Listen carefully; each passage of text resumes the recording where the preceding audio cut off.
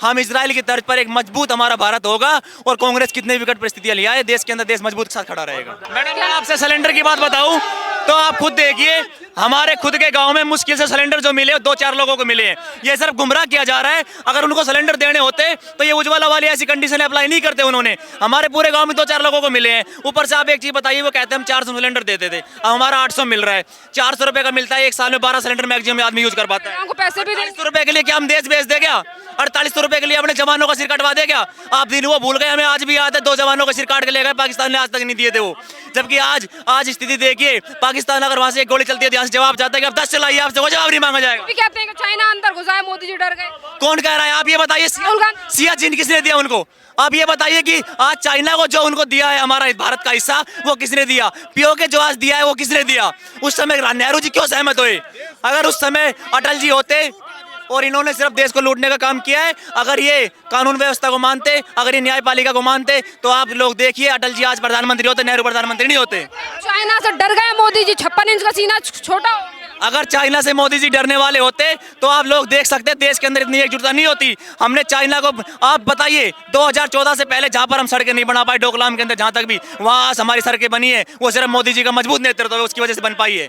और चाइना से अगर हम डरे होते तो आज हमने बॉर्डर तक अपनी सड़कें बिछाने का काम किया है। जो कभी अगर हमारी स्थितियां विकट आती है तो हमारा जो मार्ग है, उस मार्ग से हम जल्दी से जल्दी अपने बॉर्डर पर पहुंच पाएंगे। मोदी जी ने आर्मी को कमजोर कर दिया। आर्मी को कमजोर कर दिया, ऐसी कोई स्थिति नहीं है। आज आप इजराइल पर देखिए, आर्मी की जो स्थिति कंडीशन होती है, हम भी उस चीज को मानते थे, लेकिन आप इजराइल पर आप अप्लाई करके देखिए, इजराइल का जो नियम है वो ये कहता है कि वहां पर हर इंसान को एक ट्रेनिंग आर्मी की लेनी जरूरी है, क्योंकि उनको पता है कभी विकट परिस्थिति आएगी तो मेरे देश के नौजवान हमेशा तैयार मिलेंगे, हमें सिर्फ उनको एक ऐलान करना होगा। यही मोदी जी ने किया है कि हम 4 साल बाद जब युवाओं को रिटायरमेंट करके भेजेंगे तो वो हमारे हमेशा सशक्त होंगे, और उसके बाद देश के ऊपर कभी भी हमें पता है कि संकट आ सकता है, हम चारों तरफ दुश्मनों से घिरे हुए हैं, तो उसके समय हम इजराइल की तर्ज पर एक मजबूत हमारा भारत होगा और कांग्रेस कितने विकट परिस्थितियां ले आए, देश के अंदर देश मजबूत के साथ खड़ा रहेगा। इसराइल का जिक्र किया, कांग्रेस कहती है कि हमेशा से भारत ने फिलिस्तीन का समर्थन किया है, मोदी सरकार ने स्टैंड बदल दिया।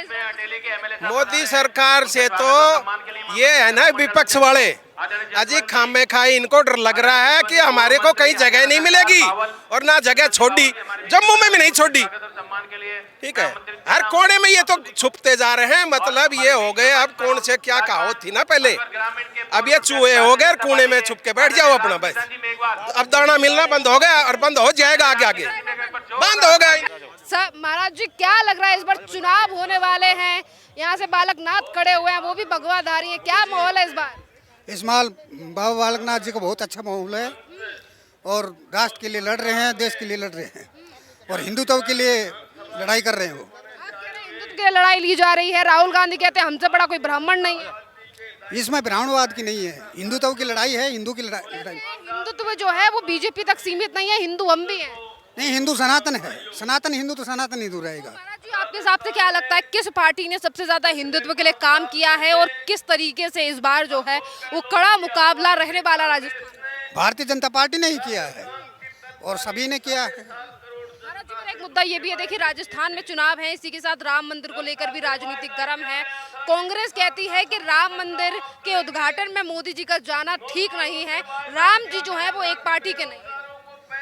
राम मंदिर तो वो है ही उनका, हिंदुओं का सनातन है, वो सनातन के साथ में मोदी जी करेंगे, और 22 जनवरी को मोदी जी बड़ा उद्घाटन कर रहे हैं। मोदी जी को नहीं जाना चाहिए? नहीं, ये तो गलत है।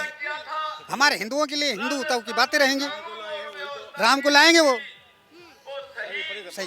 हाँ जी, राम को लेकर, हाँ राम को लेके आए उन्होंने। क्या लग रहा है भगवा का जादू चलने वाला है 3 दिसंबर को? हाँ, जादू चलेगा, बहुत जबरदस्त जादू चलेगा। लोग कहते हैं हमने बहुत काम किया है। वो ठीक है, उन्होंने जो भी किया वो ठीक है, लेकिन हिंदुत्व की बातें हैं, हिंदुत्व में हिंदू एक रहेंगे, हिंदू एक हैं और हिंदू एक ही रहेंगे। हिंदू किसकी तरफ जा रहा है इस बार? हिंदू बीजेपी की तरफ है सब। हाँ जी,